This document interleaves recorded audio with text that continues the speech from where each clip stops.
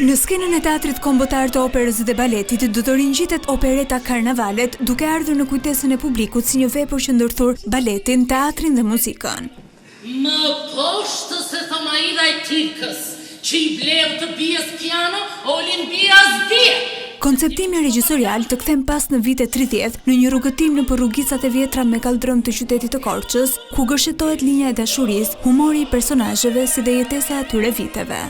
Të veçantë këtë vepër e bën shumë element. E para është muzika dhe gjithë këto melodi kaq të bukura, kaq të jashtëzakonshme i ka përpunuar me një mjeshtri të madhe për të sjellë majat më të larta të zërit dhe të bukurisë vokale, duke krijuar kështu një muzikë autentike shqiptare. Një histori e ngarkuar me pasion dhe tension, ku figura të ndryshme të shoqërisë shfaqen dhe krijojnë një panoramë të gjerë, duke u përballur me ndjenjat e jetës dhe vdekjes, dashurisë dhe urrëties.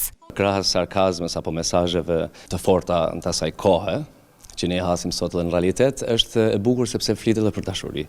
Për një dashuri të një moshe që shpeshherë e hasim edhe për familjet tona, e vajzat që kalojnë një farë moshe duhet martohen sa më shpejt, të krijon familja, të parimin bazë të familjes. Dhe ku më bukur se në këtë shfaqje të karnevaleve vjen me humor, vjen me muzikë të mrekullueshme.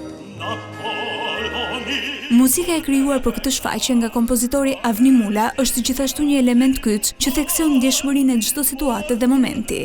Ndërsa solistët shprehen se veprat të tilla në shqip janë një domosdoshmëri për publikun.